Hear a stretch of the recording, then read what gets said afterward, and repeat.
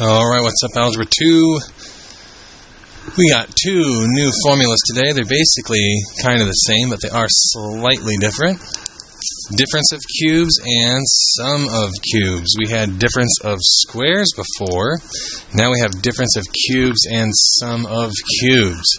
So if you notice two perfect cubes being subtracted, we can follow this pattern.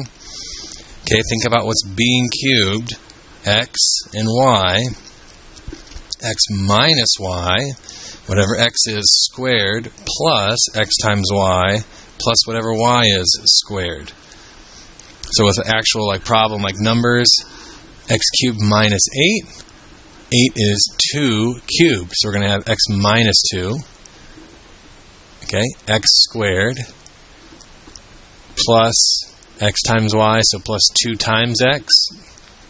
And then the second one squared, 2 squared is 4. Sum of cubes is very, very similar, almost the exact same. Alright, think about what's being cubed. It's x plus y, and then it's x squared minus xy plus y squared. So the only differences are those two signs. If it's a sum of cubes, the first one's a plus, the second one's a minus. If it's a difference of cubes, the first one's a minus, the second one's a plus. Third spot's always plus. Now the nice part with this formula is that the first little one is always a nice answer. Always a nice answer. The kind of not nice part is the second one is always not a nice answer. Always going to need the quadratic formula on the second part. Okay? A little reminder of what the quadratic formula is.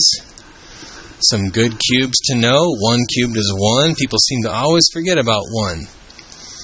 2 cubed is 8. 3 cubed, we got 27. 4 cubed is 64. 5 cubed, we got 125. Okay, so let's do a problem. X cubed minus 8. Okay, we got x that's being cubed, we got 2 that's being cubed. Okay, that kind of helps me to write that down sometimes. So following our pattern up here, and actually it's the exact same one we just did already. We're going to have x minus 2 times x squared. Okay, then multiply them together. X and 2, so plus 2x. And the second one's squared, so plus 4. Okay, super easy. On the first one, if the parentheses are x minus 2, what makes that group equal 0? X equals positive 2.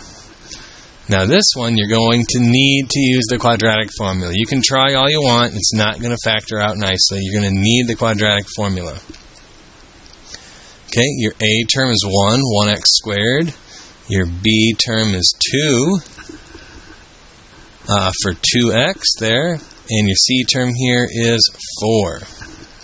So we've got negative b plus minus big square root. Your b number squared minus 4 times your a number times your c number all over 2 times your a number.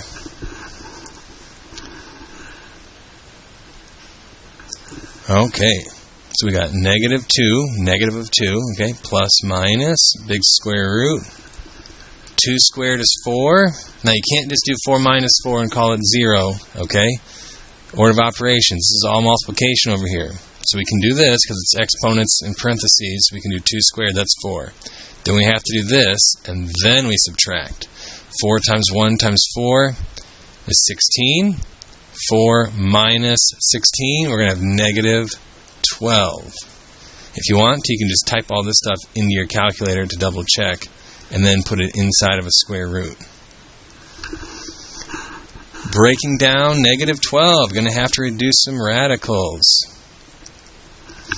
Okay, we want a perfect square that goes into 12. A perfect square that goes into 12 is 4. I'm going to put the negative with it, and then we're just going to have 3 over there. Okay, we want to pick a perfect square because we can do the square root of a perfect square. 2i, because it was negative, radical 3.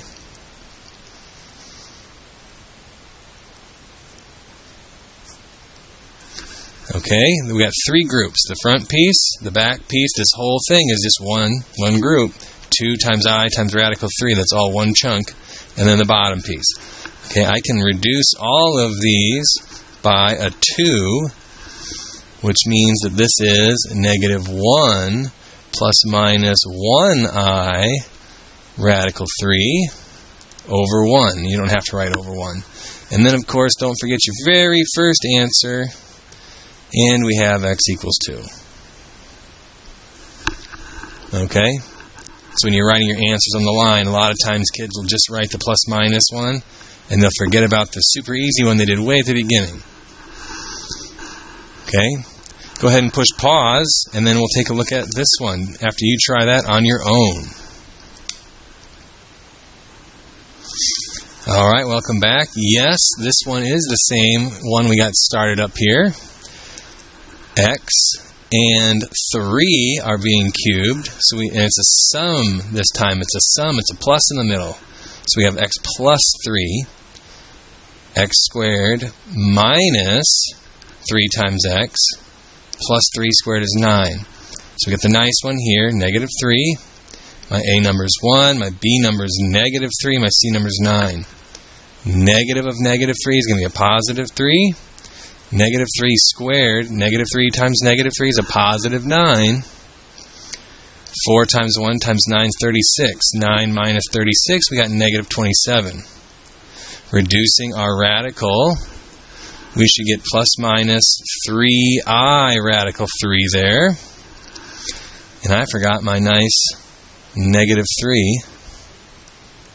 Okay, we can't reduce these because we can't divide all 3 spots by 3.